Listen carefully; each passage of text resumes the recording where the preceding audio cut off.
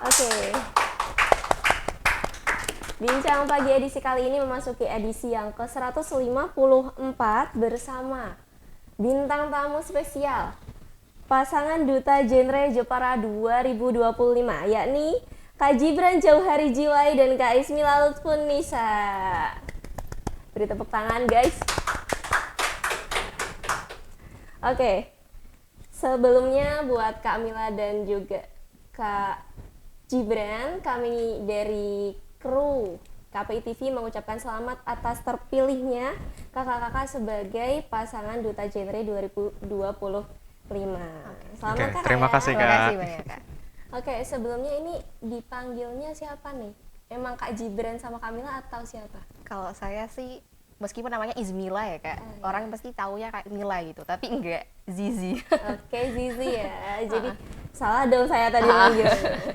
Zizi. Dan Kak Gibran? Kalau saya memang sudah dipanggil Gibran dari dulu, nggak pernah berubah. Gibran, pakai J bukan pakai G. Oke, bukan Gibran ya, jadi Gibran teman-teman. Iya, Gibran. Gibran. Kemudian buat kakak nih, dengar-dengar Kak Gibran ini kan masih sekolah ya? Iya, Masih benar. sekolah, dan Kak Mila juga mahasiswa Unisnu. Jadi saya ini kepo banget nih, mau diceritain dong latar belakang kakak-kakak sebelum kakak ini mengikuti duta genre. Mungkin bisa satu-satu ceritanya. Oke, siapa dulu nih? Ya, dia dulu. Oke. Baik, terima kasih atas kesempatannya. Jadi, saya ini dikenal sebagai anak yang nakal, anak yang tidak tahu waktu kecil. Waktu kecil, saya tuh memang kerjaannya main sama tetangga. Pulang telat, pulangnya surup, mepet maghrib, dan mama itu sering memarahi saya gara-gara pulang telat itu. Dan memang waktu di fase hidup saya waktu itu, waktu misalnya episode waktu saya kecil ya, itu memang saya itu tidak pernah terpikirkan untuk bisa sampai di titik ini. Karena waktu itu saya tuh pernah melihat acara TV Najwa Shihab. Saya tuh berpikir, bisa nggak sih bocah kaya aku iki dadi wong sing sukses seperti itu Kak. Jadi waktu itu memang saya tidak menemukan jalan bagaimana saya bisa meraih kesuksesan itu. Tapi beruntungnya waktu era COVID-19 itu saya masuk kelas 7, kelas 1 SMP, itu memang saya kegiatannya di rumah. Ya lagi-lagi mengulangi kegiatan yang sama, tidak melakukan hal yang produktif, menyanyiakan waktu dan lain sebagainya. Tapi waktu itu ada lomba olimpiade soal bahasa Inggris waktu itu. Dan jujur saya dibantu oleh ayah saya mengerjakan soal itu, dibantu oleh ayah saya. Lalu alhamdulillah menang, juara 1 waktu itu. Keren. Juara 1. Dan saya belum bangga soalnya waktu itu kejujurannya belum maksimal karena dibantu oleh ayah saya. Nah, karena itu alhamdulillahnya saat menang juara Olimpiade Inggris itu, guru pembimbing bahasa Inggris di MTS saya itu notice kalau saya, oh anak ini kira-kira berpotensi nggak ya. Dan waktu masuk kelas 8, itu era COVID kayaknya sudah mulai mereda. Saya dipanggil oleh waktu itu namanya Pak Misbah atau Pak Munir, Pak Misbah aja, kita sebut Pak Misbah. Pak Misbah langsung memanggil saya dan saya langsung di briefing. Kamu semisal kita ikutkan lomba pidato bahasa Inggris atau storytelling bahasa Inggris, kamu mau nggak? Soalnya kamu kemarin kan menang itu lomba pidato bahasa Inggris, lomba olimpiade bahasa Inggris. Saya dengan bingung mengiyakan. Dan memang saat itu saya mulai, saya nyadar, apa aku mulai aja ya dari sini. Oh, mungkin ini jalan dari Allah Subhanahu wa Ta'ala, seperti itu. Dan saya langsung bimbingan sama beliau, sama Pak Misbah, saya dikasih teks. Karena waktu MTS itu memang lomba anak yang diikutin oleh sederajatnya itu seperti lomba seni, itu memang teks atau lain sebagainya itu dibuatkan oleh beliau. Jadi saya ibaratnya tinggal menghafalkan, Kak. Lalu saya mulai tuh berlatih, menghafalkan dan perform. Dan waktu itu memang saya waktu culun-culunnya, Kak, fase culun-culunnya. Dan maka dari itu saya bisa pede mengatakan bahwa saya ini adalah versi mateng daripada saya yang dahulu. Di compare ya. Iya, karena memang waktu MTS itu memang masa terpukul-pukulnya saya, masa tersusahnya saya, terus masa diejek-ejek orang, dan saya bisa membuktikan ini kalau perjuangan yang konsisten itu memang membuahkan hasil, dan saya bisa membuktikan kalau kesuksesan itu memang harus diraih dalam konsistensi, bukan hanya oh aku pengen sukses aku diem aja, ya nggak bisa seperti itu, Kak. Bisa ya. Cukup apa ya, itu berarti perubahannya cukup drastis dong ya? Bukan drastis sih, Kak, itu memang waktu kelas 8, kelas 9 itu saya terus ikut gagal, tapi yang bikin berkembang itu kan masa-masa berlatihnya, Kak, bukan menang ataupun kalahnya, tetapi memang proses yang kita hadapi sewaktu kita meraih tujuan itu, iya. Ya, itu dari Kak Gibran. Kalau dari Kak Zizi, Kak Zizi. gimana? Kalau saya sih tadi kan Gibran bilangnya kan nakal ya. Kalau saya tuh dulu badung banget sih. Kayak badungnya tuh badung yang sangat astagfirullahaladzim. Tapi kalau yang dulu di waktu masa SD itu saya intinya pada waktu itu nggak pernah kayak punya bayangan saya itu mau jadi saat ini, nggak pernah terpikirkan. Karena pribadi saya yang dulu satu pemalu. Iya. Pemalu, badung tapi pemalu gitu loh, takut gitu. banget ya, takut kalau lomba-lomba. Saya tuh nggak pernah sedari kecil sampai dewasa yang namanya tuh lomba individu, itu nggak pernah. Mentok-mentok paling apa sih lombanya tuh lomba yang kelompok kayak pramuka, SD pramuka kan ya Anak biasa SD. aja gitu Iya, kan iya. ya. Nah kemudian saya tuh mungkin pernah kayak ada di fase diejek, sama lah ada fasenya kan kita bertumbuh, ada periode sendiri-sendiri ya. Fasenya sendiri-sendiri. Nah, saya tuh kayak diejek, kemudian adalah mentalitasnya yang kayak buruk. Kemudian saya di MTS itu masuk ke pondok pesantren ya, Kak ya. Nah, dari anak yang pemalu, penakut, tapi rada badung sedikit itu masuk pesantren itu gimana sih? Pesantren kan kita itu masuk di sana ya enggak ketemu sama orang tua, enggak diurusin siapa-siapa, yang otomatis kita itu ya mengurus diri kita sendiri gitu kan. Nah, saya di situ mungkin ada menyesuaikan diri gitu. Kelas 1, 2, MTS itu kan fase-fasenya remaja yang apa ya? Banyak penasaran, mencoba untuk mencari jadi diri saya seperti apa, masih mudah untuk terpengaruh dengan lingkungan sekitar. Iya, Begitu. Dulu saya tuh ada story yang karena coba-coba terus intinya badung sampai kayak orang tua saya dipanggil di sekolah dan lain sebagainya, tapi itu justru menjadi sebuah pelajaran bagi saya gitu. Nah, kemudian saya berlanjut ke jenjang SMK yang sama di pesantren. Kemudian di situ saya agak dolor gitu loh, agak dolor sedikit gitu kan, agak dolor sedikit. Nah, kemudian mulai dari situ saya untuk berani coba-coba, terus kayak oh aku pengen deh mulai pede, gimana caranya aku nggak takut. Saya mulai dari kayak aktif mengikuti organisasi yang ada di sekolah, kemudian berani untuk tampil di depan umum. Kalau saya kan dulu juga boga ya, saya ambil jurusan boga, memasak. Nah saya itu masak dong. kalau pinter, dikata pinter mungkin agak sedikit ya daripada orang awam gitu kan. Emang belajar ya Kak, 3 tahun itu gimana sih pelajarannya? Iya. Nah kayak gitulah. Nah lulus itu saya gap year setahun. Saya sempat gap year setahun sebelum masuk ke sini. Saya tuh bingung, kayak mau masuk kemana, arah tujuan saya itu gimana. Intinya mempertanyakan krisis identitas itulah, tetap ada.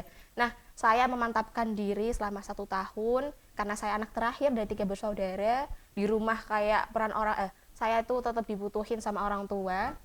Saya akhirnya pilih yang terdekat di sini di Unisnu.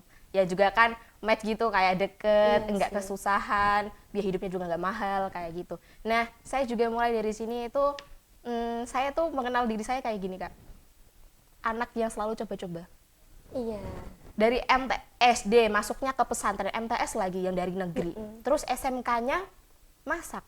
Jadi nggak ada dasaran kayak ada orang yang korelasinya gitu ya. nggak ada make sense-nya. Lah saya kuliah aja masuknya apa? Hukum keluarga Islam. Nah, kan beda Dari jauh masak ke banget gitu. hukum Nah, gitu ya. kalau saya tuh dasarnya gini sih, Kak. Mungkin orang lihat itu kayak orang nggak punya pendirian. Tapi kalau saya itu justru kayak gini. Justru saya menuju memiliki kepribadian itu dengan cara coba-coba. Saya pengen menikmati proses setiap detiknya itu loh.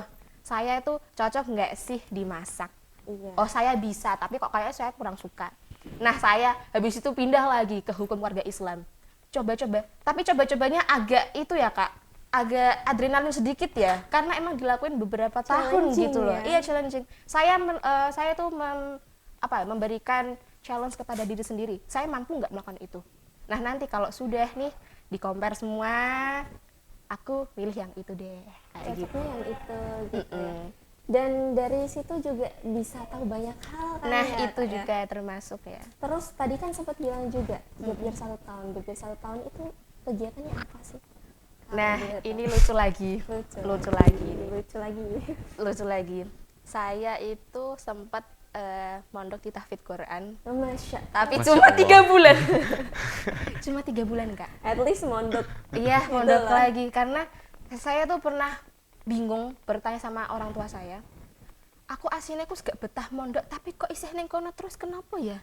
Kayak gitu loh. Kayak gini loh, Kak. Kamu tuh aslinya udah gak betah. Tapi kenapa kok kamu terus di situ? Saya sampai mikir, doa siapa sih yang paling kenceng gitu? Kan gitu. Kan karena mondok kan juga yang hal terbaik ya. Jadi kayak mungkin yang terbaik itulah Allah tuh emang kamu di situ aja jangan keluar. Nah, keluar itu saya udah muak kan dengan dunia pesantren. Saya masuk lagi di tahfidz juga kayak astagfirullahaladzim, hidup apa lagi harus menjalani kayak gitu. Hidup apa lagi? Tapi saya tuh kayak dapat hidayah deh Kak. Gitu kayak coba lagi. Tapi agak astagfirullah. Orang tua saya kayak jangan coba-coba hal yang kayak begitu lagi Poinnya sih. dicoba-coba Nah, itu 3 ya. bulan itu tapi enggak menemukan matchnya. Nah, saya berhenti. Gitu. Jadi perubahan itu dari diri sendiri ya, kita maunya apa, kita tuh tahu maunya apa, jadi makanya kita ke arah sana.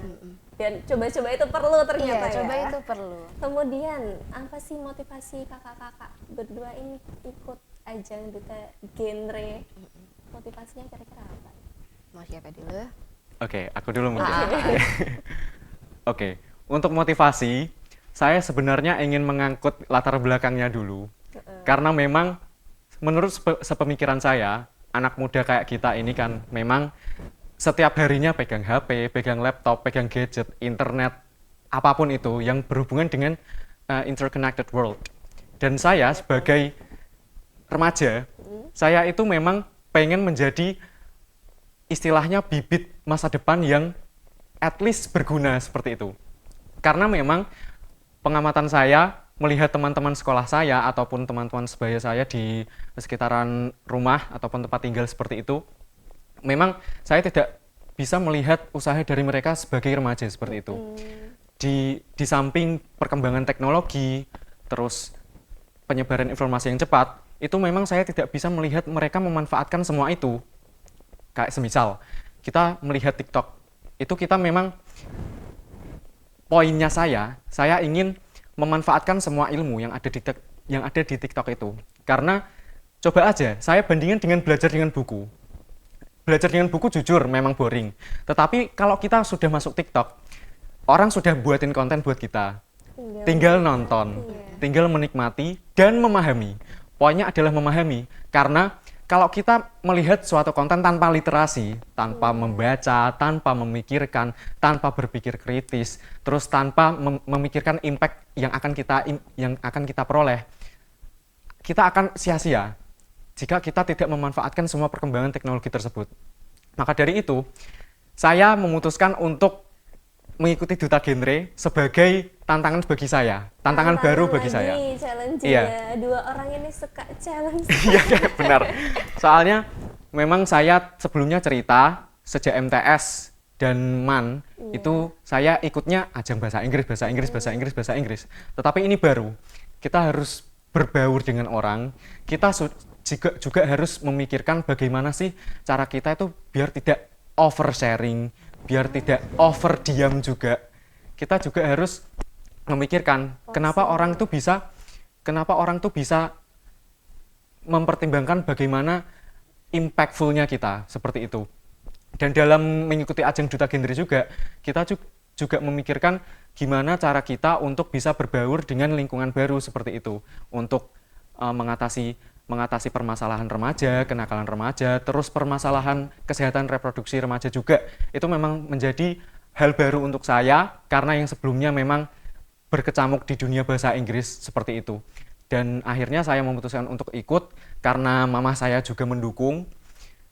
Bran, ini coba kamu ikut Duta Genre, seperti itu awalnya. Dan saya memutuskan untuk ikut, oh oke. Dan saya tidak expect sebanyak itu. Karena memang fase karantinanya sebagai seleksi Duta Genre itu, kita mengikuti berbagai macam fase. Fase pendaftaran, lalu fase ujian tertulis, fase presentasi dan wawancara, bincang genre, dan kita melakukan semua itu dengan runtut tanpa adanya kesalahan suatu apapun supaya tidak mendapat pengurangan nilai. Maka dari itu kita melakukan sesuatu, mengumpulkan suatu tugas video profil, video bakat minat, kita memang harus setepat waktu itu Kak, supaya tidak dapat pengurangan nilai. Maka dari itu, dari ajang Duta Genre Kabupaten Jepara tahun 2025 ini, saya bisa menyimpulkan bahwa saya mendapatkan pengalaman baru, mendapatkan nilai-nilai kedisiplinan dari kakak-kakak panitia Adugra Apresiasi Duta Genre, dan saya berterima kasih banyak kepada kakak-kakak panitia sebagai konselor kita untuk membimbing kita mengikuti ajang Duta Genre ini. Terima kasih, seperti itu Kak. Lumayan banyak ya motivasinya, dan tadi ada dukungan dari ibu juga ya. Kemudian nih buat Kak Zizi, motivasinya apa Kak? Motivasi bisa sampai ikut apresiasi ajang Duta Genre ini. Tadi kembali ya, coba-coba. Oh coba. Ya Allah, Coba-coba. kembali lagi tuh Coba-coba kuncinya. kuncinya. Coba-coba, iya, coba-coba kuncinya. Boleh. Tapi coba-coba. Gini ceritanya, saya spoiler itu ya. Dulu itu kan saya semester 2 ya di hukum keluarga Islam itu. Nah, dosen saya itu bilang, kan tanya, kamu tuh sukanya apa sih Dek, gitu kan. Karena emang saya tuh orangnya serandom itu, mau melakukan semua hal yang menurut saya tuh asik, itu menarik, saya lakuin. Nah, sampai dosen saya tuh kayak bingung, kamu tuh suka apa Dek, gitu kan. Saya bilang, nggak tahu Bu, saya sih kayaknya bisa semua, kayak gitu. Nah tapi beliau bilang, kamu mau ikut gak ajang Duta Genre ini yang kemarin gitu, karena kenalan beliau itu ada yang pernah ikut itu gitu kan. Terus alhamdulillah jadi juara dianya.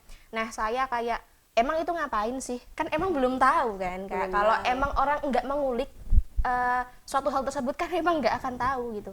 Nah saya lihat dulu nih, bentar Bu, saya pikir-pikir dulu, nanti asik nggak, kalau asik saya mau gitu.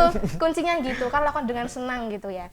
Nah saya lihat, oh dia fokusnya ke remaja, oh positif juga sih, impact-nya luas kepada masyarakat, mereka menyebarkan hal-hal yang mengedukasikan, memiliki tujuan yang mulia gitu kan.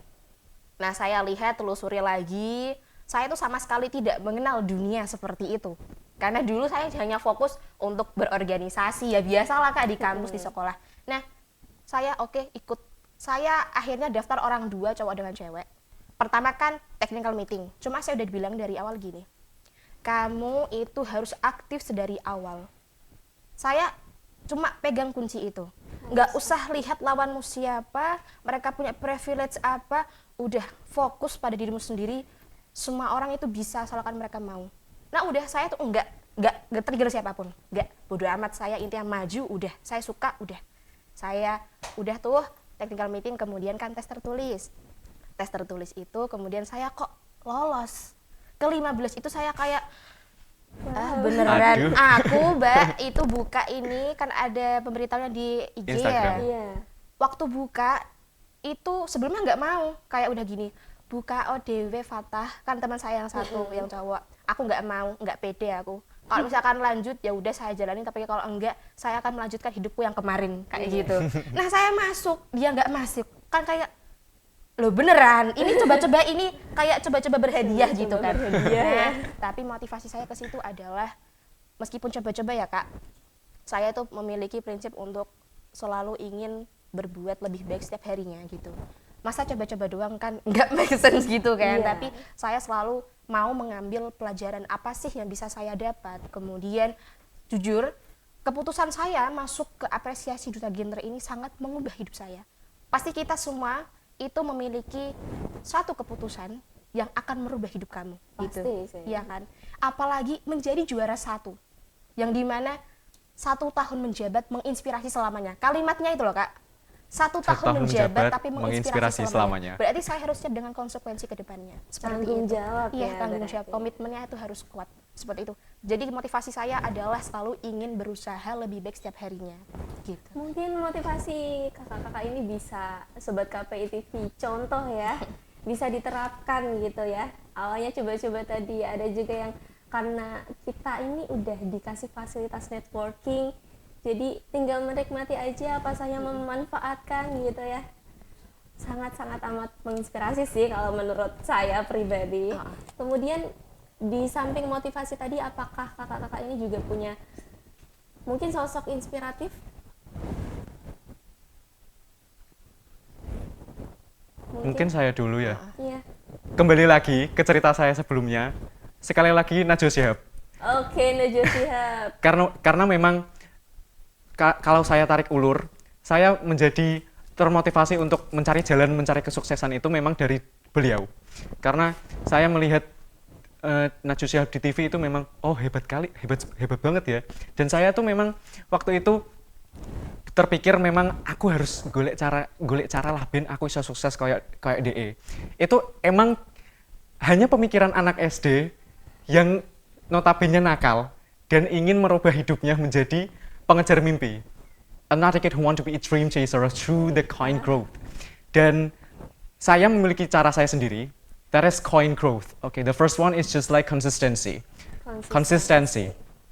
Oke, konsistensi menurut saya itu juga memang kenapa sih kita tuh masih muda, ada kesempatan, kenapa kita nggak mau memanfaatkannya? Bukan nggak mau, memang masalahnya itu adalah males. Iya.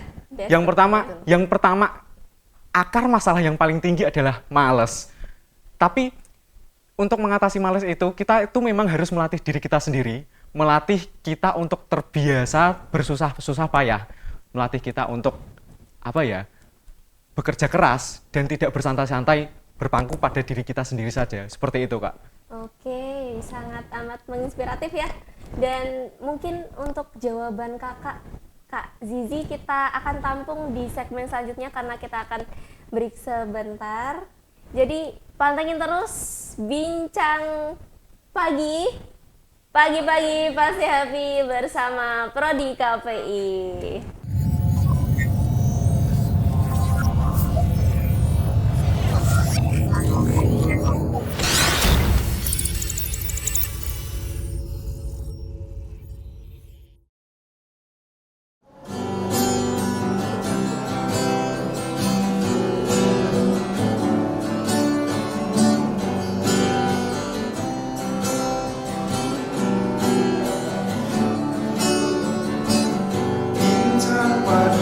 Bincang pagi bersama kami di sini. Bincang pagi bersama Prodi KPI. Bincang pagi terasa sangat berarti. Bincang pagi sambil minum kopi.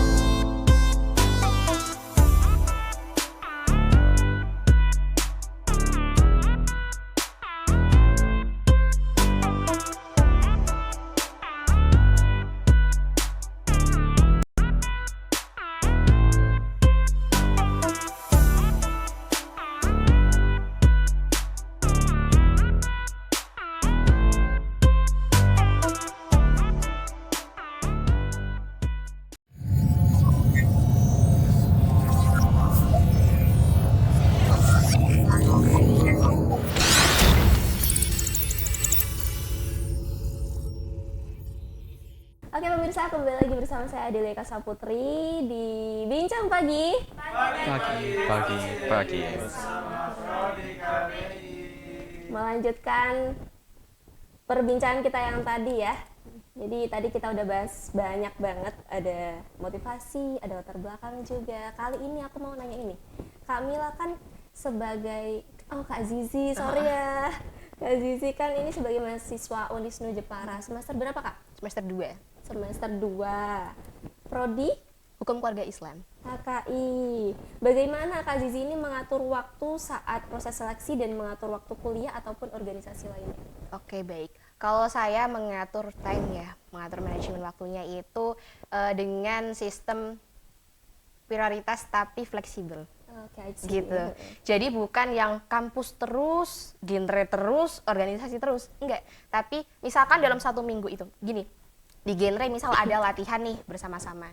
Tapi di kampus saya contoh sebagai wakil ketua dalam event. Nah, saya kan otomatis lebih dibutuhkan keberadaannya di kampus dibandingkan dengan di genre. Kalau di genre mungkin ada pihak lain yang dimana saya masih bisa untuk mengikutinya, mantau atau bagaimana gitu sih Kak. Menyesuaikan aja time-nya.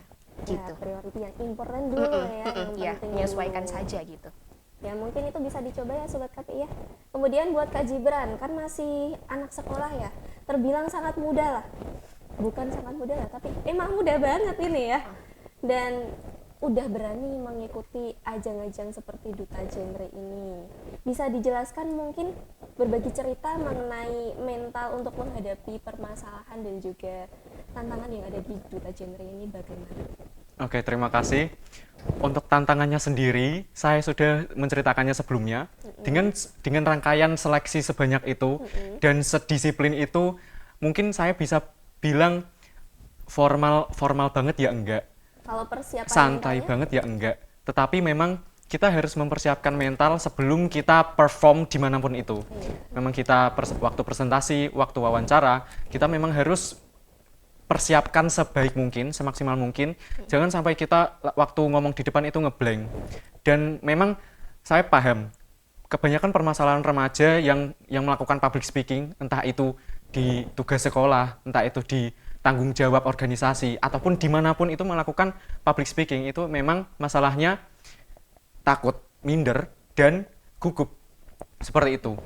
Kalau dari saya sendiri, hal itu tidak bisa dipungkiri untuk dihindari. Maka hal itu harus dialami secepatnya, dihadapi secepatnya, dan kita harus beradaptasi dengan suasana panggung secepat itu. Karena tidak mungkin kalau orang baru pertama kali ngomong di depan publik itu langsung lancar, nggak mungkin. Memang harus bergetar-getar mic dulu, kertasnya bergetar-getar dulu, dan ngomongnya seperti itu dulu. Dan kalau kita memang takut menghadapi semua fase itu, misal diejek teman, diejek orang, kita memang harus dikuat-kuatin teman-teman. Karena memang itu yang harus kita alami kalau kita mau mengasah public speaking kita, supaya menjadi lebih baik dan tidak gemetar, at least tidak gemetar. Dan kita tidak ngeblank waktu ngomong di depan, seperti itu. Jadi kayak apa ya, harus ada prosesnya juga ya berarti Iya, ya? memang harus mengalami proses susah itu. Iya. Iya. Kemudian kalau kan pasti Duta Genre tahu dong pasangan-pasangan Duta Genre sebelumnya. Menurut kakak-kakak ini apa yang kurang dari mereka sih? Coba saya jawab gitu ya. Penilaiannya. Ini, saya percaya itu setiap kepengurusan pasti ada peluang dan tantangan sendiri ya. Iya. Tapi kalau melihat pasangan Duta Genre sebelumnya, menurut saya itu cukup. Justru semangat juang mereka itulah yang harus kita kita contoh dan tiru.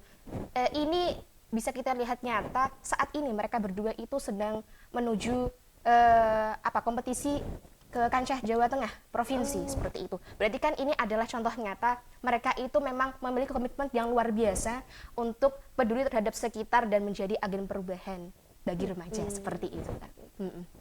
Kemudian apakah kalian ini akan masih melanjutkan gebrakan mereka atau akan membuat proja baru atau bagaimana? Untuk saat ini kita berada di tahap diskusi dengan dinas, dengan pemimpin kita, pembina kita, ibaratnya Pak Agus. Itu memang kita baru di tahap kita berdiskusi apa yang perlu menjadi fokus utama kita saat ini, yang menjadi relevan untuk proker kita ke depannya. Karena memang ada banyak aspek yang kita bisa ambil dari life skill, kesehatan reproduksi, menghindari narkoba, menghindari HIV, AIDS, nafsa, atau lain sebagainya. Itu memang kita harus menentukan satu fokus kita untuk program yang akan kita jalankan untuk 1 tahun menjabat ataupun menginspirasi selamanya itu. Maka dari itu, kita saat ini memang mengambil semuanya yang sudah dilakukan oleh pasangan duta genre sebelumnya dan memperbarui untuk program kerja kita selanjutnya supaya menjadi lebih sempurna, seperti itu, Kak. Jadi tetap di itu ya, diambil program-programnya dan Iya. masih diperbarui Iya. juga ya. Kalau boleh tahu nih, terkait dengan program 1 tahun ke depan, target yang paling dekat mau dicapai itu apa sih kira-kira?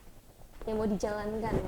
Gini, kalau target itu kan masih itu termasuk diskusi kita ya Kak. Tapi jelas kita itu sebagai duta genre yang dimana duta generasi berencana yang artinya kita itu memfokuskan untuk apa ya, membenahi generasi berikutnya begitu. Berarti kan fokusnya kepada remaja seperti itu. Nah, maka dari itu fokus spesifiknya bagaimana itu kita berdua kan tentunya punya tujuan masing-masing ya, dimana kita kemarin kan ada babak grand final. Nah, peserta itu membawa apa ya, target mereka masing-masing gitu. Kalau misalkan kita berdua ya ada sendiri-sendiri gitu, atau mau jelasin atau tidak gitu. Boleh dijelasin. Kalau saya kemarin membawa di grand final itu penguatan karakter Kak. Penguatan karakter, iya. Karena itu saya percaya, mengapa sih kok saya itu mengambil penguatan karakter? Karena saya percaya bahwasannya cara kita berpikir, bersikap dan bertindak itu kuncinya pada karakter. Nah, hal ini menurut saya itu sangat bisa diimplementasikan kepada remaja agar mereka itu bisa apa ya, terhindar dari resiko seks pranikah, kemudian menikah dini, menjauhi resiko nafsa, HIV maupun AIDS seperti itu. Dengan adanya penguatan karakter dalam diri remaja ini loh, mereka itu memiliki kompas yang bagus saat menjalani kehidupan Kompas mereka. ya. Iya. Arah berarti ya. Iya. Kalau Kak Gibran sendiri bagaimana? Kalau saya sendiri memang saya memegang kunci utama, yaitu sekali lagi internet dan sosial media. Karena saya percaya bahwa memang remaja itu sangat melekat di sosial media. Maka dari itu saya akan menginformasikan, menjadi konselor sebaya dan mengedukasi para remaja supaya aware terhadap permasalahan yang terjadi pada mereka. Dan yang menjadi fokus utama saya adalah life skill. Karena life skill itu memang suatu hal yang bisa dipegang para remaja untuk menghadapi tantangan di dalam hidup mereka. Karena setiap episode hidup mereka kan pasti ada tantangan, entah itu permasalahan mereka sendiri, permasalahan emosional, terus kesehatan mereka, itu memang harus diatasi dengan apa? Life skill. Maka dari itu, saya memang ingin menguatkan life skill para remaja melalui sosial media, karena sosial media itu hal yang paling kuat untuk menyadarkan mereka. Jadi Seperti life itu. skill dan karakter itu lumayan Iya. berkaitan ya. Itu Iya. justru berkaitan. Berkaitan. Maka Jadi dari match dong ya. Iya. Match sekali. Dan kalau kita bicara tentang target sebaya, itu mungkin mau diawali dari apa nih? Untuk itu, saya mungkin persiapan untuk ke jenjang selanjutnya, yaitu provinsi, ke tingkat provinsi. Saya memang ingin menguasai terlebih dahulu semua program genre dan materi genre itu sendiri. Dari seluk-beluknya, dari semua hukum-hukumnya, lalu semua materi yang disediakan. Tidak hanya itu, tetapi juga semua contoh kasusnya. Maka dari itu kita bisa menunjukkan, oh ini loh akibatnya kalau kita tidak mengikuti aturan PUP, pendewasaan usia perkawinan. Entah itu tidak matangnya organ reproduksi, kurangnya emosional mereka saat membangun keluarga. Maka dari itu kita memang mendalami materi terlebih dahulu supaya kita benar-benar menguasai apa yang akan kita sampaikan di dalam Duta Genre Jawa Tengah nantinya. Jadi Mas mau mendalami dulu. Iya. Ya? Oke. Sangat menarik ya programnya dan apa namanya? Itu tadi program ya berarti ya? Itu belum termasuk program. Belum Kak. termasuk program. Iya, masih di tahap Masih. perancangan, berdiskusi dengan dinas seperti itu. Oke. Jadi masih ada diskusi lanjutan. Iya, diskusi teknis lanjutan, lainnya. iya. Iya. Pemantapan. Jangan lupa Sobat KPI TV untuk terus mantengin kita ya karena masih ada segmen selanjutnya. Tetap di Bincang Pagi. Pagi-pagi pasti happy bersama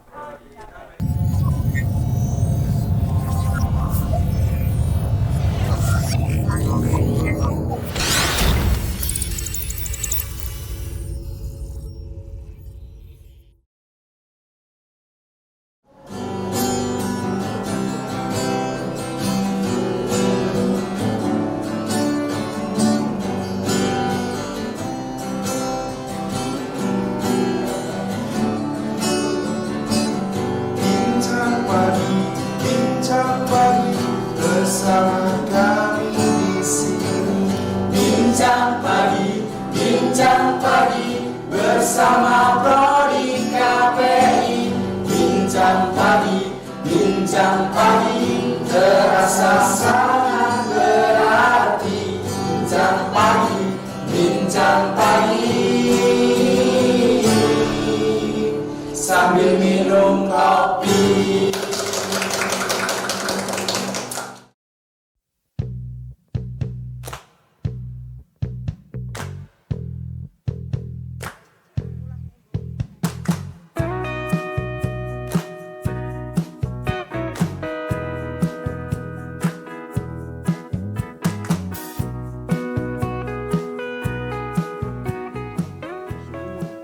Hal yang tidak kita perlukan, mulai dari karangan bunga yang terpakai, mulai dari bawis makanan sampai dengan daster juga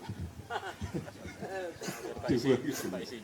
Nah ini yang kemudian menjadikan kita semua prihatin. Maka sungai yang membelah, yang kebetulan airnya jernih, bebatuan bagus, maka kita sudah bertekad menjadikan kita ini punya program namanya Pak Ketum KKB.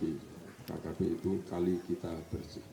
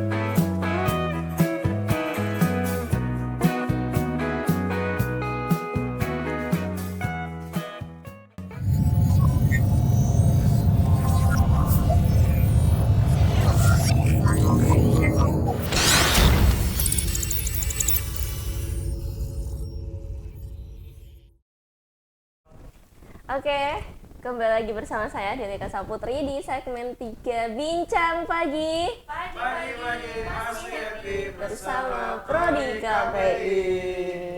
Oke, jadi kita balik ya ke perbincangan yang tadi.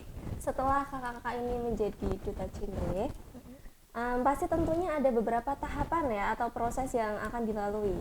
Sobat KPI TV ini tuh juga pengen tahu nih kak ya, apa sih strategi yang mungkin akan kakak jalankan untuk kemudian mempromosikan isu-isu genre seperti perencanaan kehidupan, kesehatan reproduksi, atau pencegahan pernikahan dini? Strateginya bagaimana?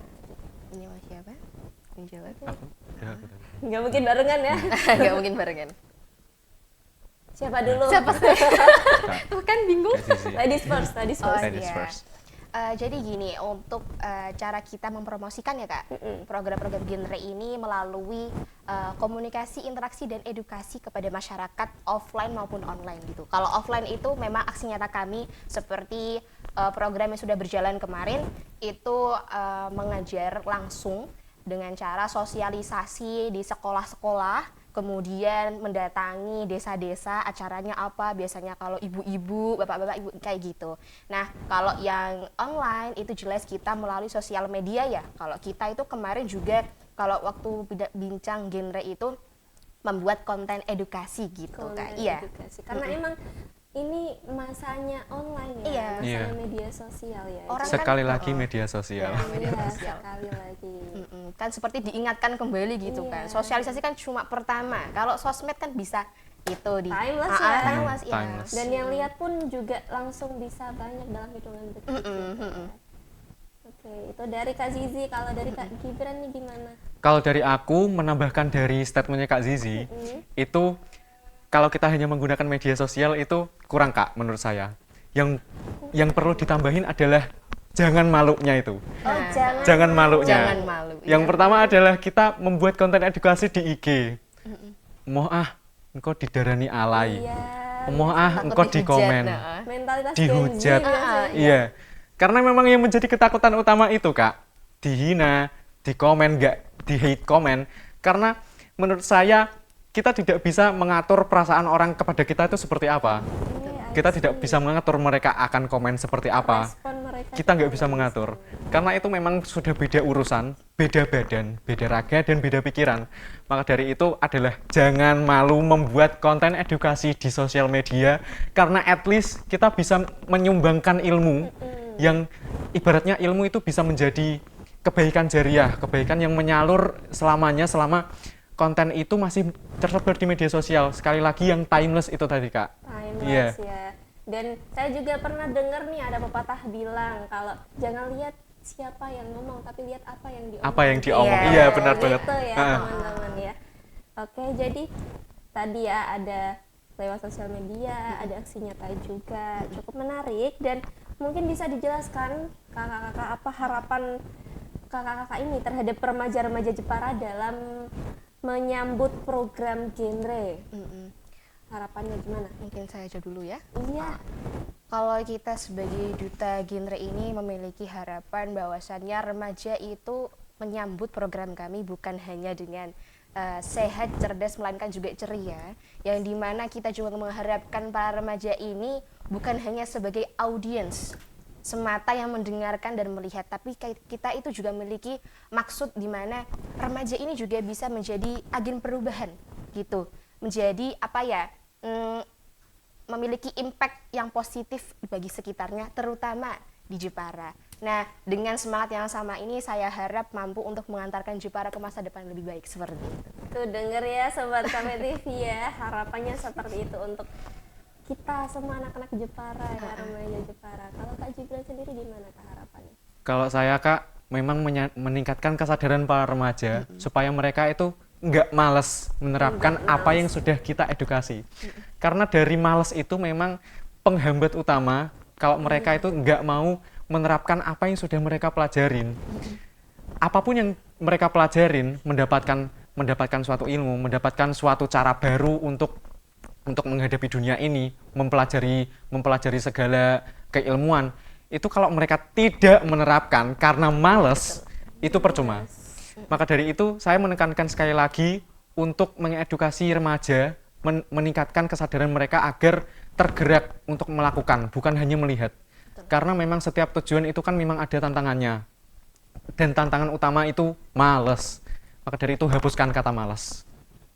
Kalau bicara tentang males nih, kayaknya kita juga perlu tahu nih tips dari Kak Gibran mengatasi rasa malas itu bagaimana?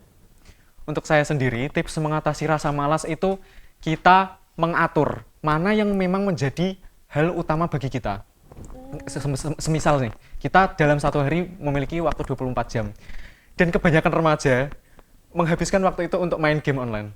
Free Fire, Mobile Legends, dan segalanya itu, Roblox, terutama Roblox ataupun game-game online yang membuang waktu. Dan itu menurut saya adalah salah satu hal dari malas. Karena mereka membuang waktu. Padahal seharusnya dalam waktu 1 jam, 2 jam, dalam mereka menghabiskan waktu untuk bermain game itu, mereka bisa mempelajari suatu hal baru. Belajar bahasa baru kayak, belajar ilmu baru kayak, belajar tips-tips public speaking misalnya. Karena at least kita itu memanfaatkan semua kesempatan yang ada di hidup kita. Karena waktu 1 jam, 2 jam kalau kita habiskan setiap hari, coba total itu berapa jam kita main game. Rugi banget. Iya, ya? rugi banget. Seperti itu, Kak. Kemudian, ini ada pertanyaan terakhir dari saya ya. Kira-kira ada pesan atau himbauan apa nih yang ingin kakak sampaikan untuk generasi muda agar semakin peduli dengan perencanaan masa depan mereka? Oke, kalau dari saya ya, mengubah hidup itu bukan harus dimulai dengan cara melakukan hal besar, tapi dengan cara hal yang kecil.